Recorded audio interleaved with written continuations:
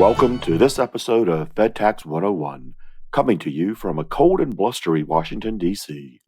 In this episode, we're going to begin a multi-part discussion of the tax system, from the time someone has an idea for a new tax law until a judge eventually bangs the gavel on what the new law means. Today, we're going to discuss the enactment of new tax laws, as well as how the government develops tax regulations. At the end of our discussion, I'll give you some valuable pointers on how to use this information in your practice. Let's start at square one. Someone has an idea for a new tax law. The tax code is Title 26 of the United States Code, which is the compilation of all federal laws that have been enacted by Congress and signed into law by the President. As with any legislation, the key players at this stage are the two chambers of Congress and the President.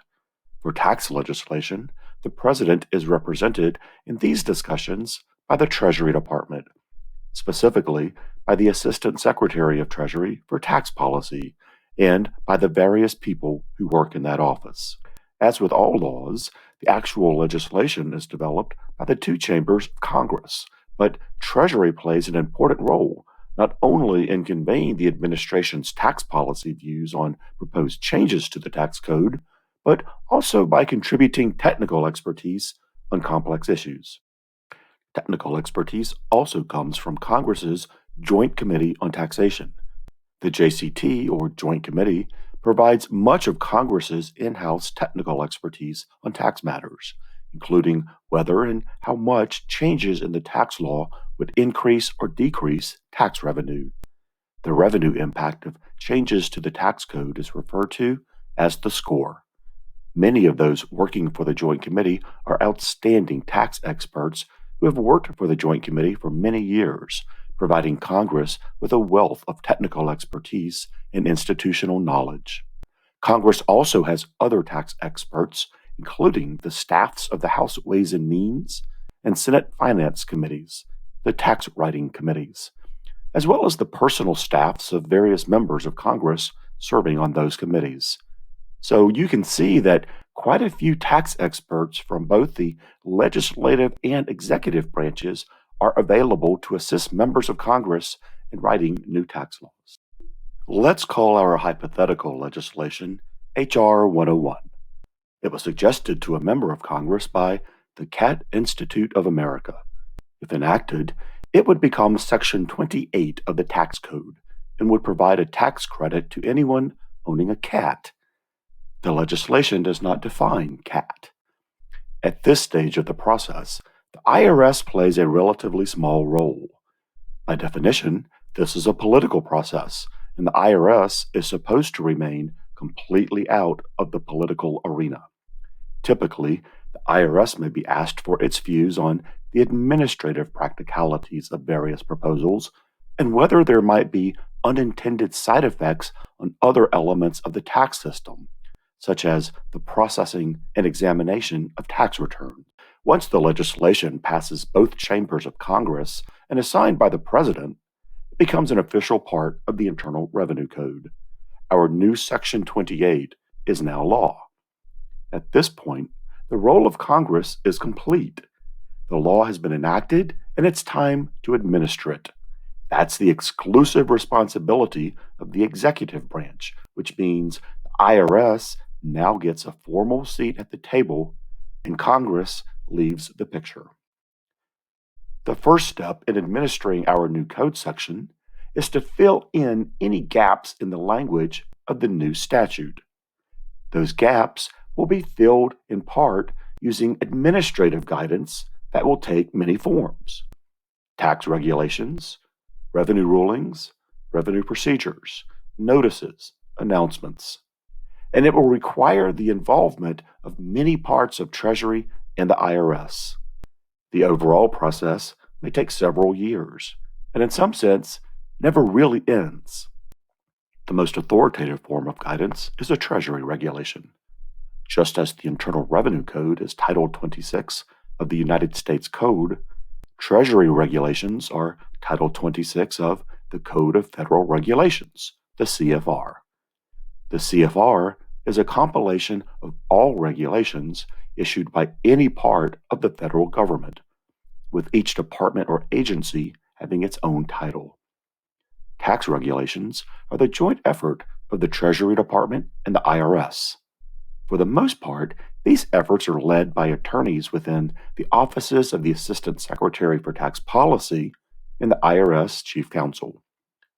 These frontline attorneys and their managers begin the process by working together to identify the most important issues that need to be addressed, to get guidance from more senior managers and executives on how to approach or resolve those issues, and to draft new regulations interpreting our new code section based on the policy direction set by the more senior levels of Treasury and IRS. In our hypothetical, new Code Section 28 permits a tax credit for cat owners, but the new law does not define a cat, so the regulations will need to do that. Based on the policy input they received from more senior levels, the frontline attorneys and managers at Treasury and IRS work together to write a useful definition of cat. Clearly, you cannot claim the tax credit for a beagle. But what if you own a private zoo that includes lions, tigers, and cheetahs? Did Congress intend to include lions and tigers in the new credit for cats? Or were they just thinking of house cats? Is a cheetah a cat? Is the credit only for actual cats? Or can it include ownership of the intellectual property for an animated cat used in cartoons or cereal advertisements? Those are the things our new regulations will have to answer as clearly as possible. Over the course of many months and sometimes years, our draft regulation will be written and rewritten many, many times as more and more people review it and provide their thoughts. The frontline attorneys and managers can't be expected to think of everything, so additional issues may be identified by successively higher levels of managers and executives, as well as by the compliance and operational functions within the IRS, such as exam and the returns processing centers. Once the Treasury and IRS senior executives are finally satisfied with the regulation, they formally approve it. We now get to send it to the Federal Register, the official journal of the federal government, for publication. Once it's published, we now have a proposed regulation, or more precisely, a Notice of Proposed Rulemaking, or NPRM. But you're not finished. The Administrative Procedures Act requires us to provide the general public with the opportunity to comment on our proposed regulation, both through written comments or in person at a public hearing attended by the primary drafters of our regulation from both Treasury and the IRS. Recent case law requires us to carefully consider all of this input, and if we reject any of the comments or suggestions, we have to explain why. Once all of that occurs, and this can take months, it's time to convert our proposed regulation into actual law.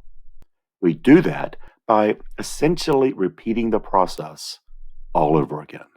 This time, we use our proposed regulation as our starting point, modified as appropriate to reflect the many comments we've received after its publication. Ideally, things go more smoothly this time, since you've already identified and reached a consensus on the difficult technical and policy issues. Hopefully, no one has changed their mind and we have to start from scratch. Otherwise, the process is pretty much the same. Once we get final approval, you're ready to send your regulation back to the Federal Register for publication. This time, though, it will be issued as a final regulation or Treasury decision. At this point, our regulation is law, in line only behind the Constitution and the tax code itself. Before we wrap up, here are a few practice tips for using today's discussion. First, the JCT's website is a valuable source of information in developing a greater understanding of a particular code section. It's also a fairly easy way to start digging into the legislative history of a provision, which for many attorneys is one of the most difficult areas of legal research. The JCT's website will contain a general description, a blue book, for nearly all pieces of tax legislation. The Blue Book will provide you with a concise description of a particular section of the code, what it was intended to do, how it was intended to change prior law, and maybe some alternative approaches that Congress considered and rejected during the legislative process. You may want to take a few minutes to scroll through this site to get an appreciation for its potential value in your research. Second, regulations.gov is another invaluable resource. You'll be able to find a wealth of information on any Treasury regulation, including the preamble, as well as comment letters received from the public. Comment letters from the APA, Tax Executives Institute, the New York State Bar Association, interested businesses and trade associations can be worth their weight in gold. The preamble and the comment letters will give you greater insights into how the regulation was intended to function, its intended scope, and alternative approaches considered and rejected by the government. If a particular regulation is central to your analysis, always review the preamble. The preamble also will provide you with the contact information for the regulation's principal drafters. Don't be shy about calling them. It's part of their role with the IRS and Treasury. Speaking directly with the attorneys who drafted it can add immensely to your understanding of a tax regulation. Remember, anyone can read the words on a page, but understanding the why of a given rule rather than just the what is one of the skills that separates the good tax practitioners from the great ones. Well, that's it for this episode of FedTax 101. Keep checking back for more. So long, everyone.